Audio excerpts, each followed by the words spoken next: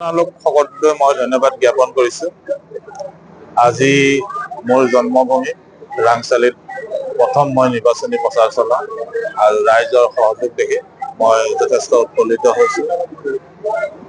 এই ৰাংচালিৰ পৰাই এটা বাৰ্তা দিছে যাতে আগন্তুক যি নিৰ্বাচন হ'বলগীয়া আছে তাত আমাৰ বিজয় নিশ্চিত।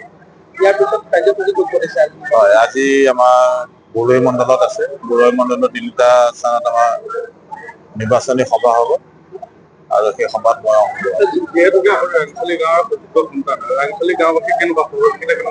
হয়, মই যথেষ্ট উৎফুল্লিত।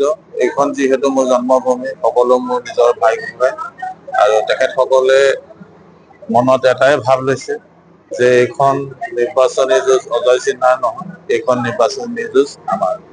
যেহেতু আপুনি নিৰ্বাচনী প্ৰচাৰ কৰিছে, আপুনি যিহেতু নিৰ্দলীয়ভাৱে প্ৰতিদ্বন্দ্বিতা আগবঢ়াব, গতিকে আপোনাৰ চিহ্ন কি হ'ব বা ৰাইজৰ মাজত কেনেধৰণে চিহ্নটো আদৰি ল'ব ৰাইজে? হয়, মোৰ চিহ্ন হ'ব বাকেট, যাক আমি বাল্টি বুলি কওঁ।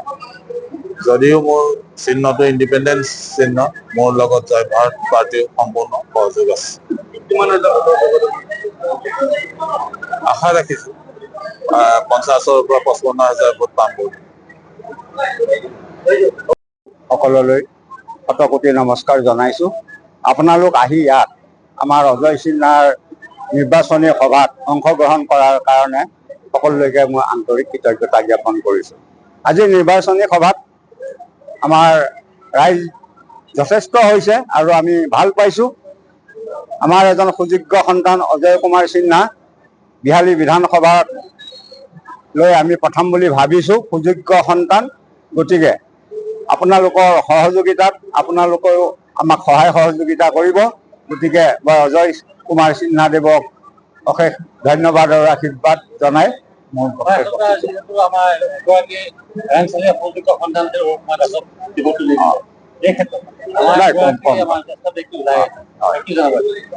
সেইটো অৰূপ কুমাৰ দাসটো বৰ দুৰ্ভাগ্যজনক বুলি কওঁ, যিহেতু আমাৰ সাংসদ, বৰ্তমানৰ সাংসদ, শোণিতপুৰ জিলাৰ সাংসদ ৰঞ্জিত দত্ত ডাঙৰীয়াই তেখেতক 2001 চনৰ পৰা যেনেধৰণে ব্যৱহাৰ কৰি আহিলে, অস্ত্ৰ হিচাপে ব্যৱহাৰ কৰিলে। বহুখিনি কৰাৰ পাছতো তেখেতক টিকট দিম বুলি কৈ তেখেতক উলিয়াই লৈ গৈ ফিল্ডখন কভাৰ কৰিলে। কৰাৰ পাছত আগদিনালৈকে অৰূপ কুমাৰ দাসৰ প্ৰাৰ্থিত্ব নিশ্চিত আছিল, কিন্তু ৰাতিটোৰ ভিতৰতে প্ৰাৰ্থিত্ব সলনি কৰি এই মুনীন্দ্ৰ দাসক, এজন অযোগ্য সন্তানক বিহালীৰ প্ৰতিনিধিত্ব দিছে বুলি মই দাবী কৰোঁ। যিহেতু তেখেতে 2025 চনত ক'ৰবাত গৈ মেট্ৰিক পাছ কৰিছে, তেখেতৰ বয়স 35 বছৰ। 15-16 বছৰতহে সৰ্বসাধাৰণ ল'ৰা ছোৱালী মেট্ৰিক পাছ কৰে, তেখেতৰ 35 বছৰ কেনেকৈ হ'ল? ইয়াত নিশ্চয় ৰহস্য আছে। হয়তো চালি জাৰি চোৱা হয়, তেখেতৰ নমিনেশ্যনেই বাতিল হ'ল হয়।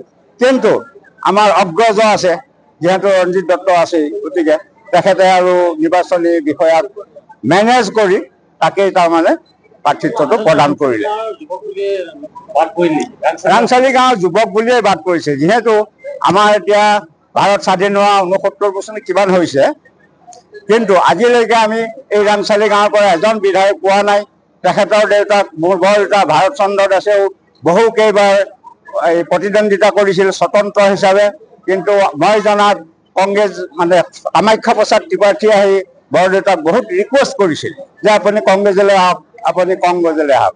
এতিয়া বৰদেউতাই বেয়া মাত মাতি কামাখ্যা প্ৰসাদ ত্ৰিপাঠীক ঘৰৰ পৰা খেদিছিল। এই পৰ্যন্ত জানো। আৰু তেনে এজন ব্যক্তি কামাখ্যা প্ৰসাদ ত্ৰিপাঠীৰ পাছত যেতিয়া চন্দ্ৰিকা চাহা আৰু আমাৰ বৰদেউতাই গুৱাহাটীত গৈ এখন হাইস্কুলৰ চেংচনৰ ক্ষেত্ৰত গুৱাহাটীলৈ গৈছিল, শ্বিলং তালৈ গৈছিল, তাৰ পৰা ঘূৰি আহিতে স্কুল এখন দিলে চন্দ্ৰিকা চাহে, লোকপ্ৰিয়ত আমাৰ বৰদেউতাই জনতা বাকৰিত, কিন্তু চন্দ্ৰিকা চাহাটো গ্ৰাহ্য হ'ল। তাৰপিছত বৰদেউতাটো স্বতন্ত্ৰ মানুহ, সামাজিক কাম কৰা মানুহ। তেতিয়া বৰদেউতাই কৰিলে কি, নিজাববীয়াকৈ ইয়াতে এখন হাইস্কুল, বৰ্তমান আগত জনতা হাইস্কুল আছিল, এতিয়া জনতা হায়াৰ ছেকেণ্ডাৰী হৈছে। আমিও সেইখন স্কুলতে পঢ়ি BA পাছ কৰিছোঁ। বিভিন্ন ল'ৰা ছোৱালীয়ে সেইখন স্কুলত পঢ়িছে। গতিকে তেখেতৰ অৱদান আমি কেতিয়াও পাহৰিব নোৱাৰোঁ। গতিকে তেখেতৰে সুযোগ্য সন্তান অজয় কুমাৰ সিনহা আমাৰ ৭১ নং বিহালী বিধানসভা সমষ্টিৰ নিৰ্দলীয় প্ৰাৰ্থী হিচাপে প্ৰতিদ্বন্দ্বিতা কৰিবলৈ ওলাইছে। তেখেতক মই অশেষ ধন্যবাদ দিছোঁ আৰু তেখেতৰ হকে মই দেহে কেহে খাটি যিমান পাৰোঁ, হৰাজিকা আছে একো কথা নাই। আমি যেতিয়া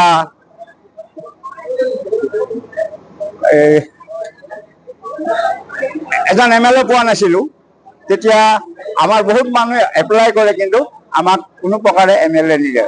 সুদীৰ্ঘ 25-30 বছৰ অকল ৰঞ্জিত দত্তই বিহালী সমষ্টিটোক সামৰি ধৰি থাকিলে, কিন্তু উন্নয়ন একো নহ'ল। তেখেতক আমি দেখা পাইছোঁ বিধানসভাত গৈ টোপনিয়াই থাকে। আজি 20 বছৰ দিন এদিনো তেখেতে বিধানসভাত অধ্যক্ষৰ ওচৰত মূৰ দাঙি কথা কোৱা আমি নেদেখিলোঁ। তেখেতে ক'ব লাগিছিল যে মোৰ সমষ্টিত বিভিন্ন ধৰণৰ অসুবিধা আছে, ৰাস্তা ঘাট পদূলি বহুত বেয়া আছে, কিন্তু তেখেতে কোনো দিন সদনত আমি এষাৰ মাত মতা নেদেখিলোঁ। গতিকে তেখেতৰো চামচাৰ, তেখেতৰ ঘৰত থকা ল'ৰাক তেখেতে এতিয়া প্ৰাৰ্থিত্ব প্ৰদান কৰি নাতি লগাই ইফালৰ পৰা সিফালে টানি ফুৰিব বুলি আমাৰ দৃঢ় বিশ্বাস।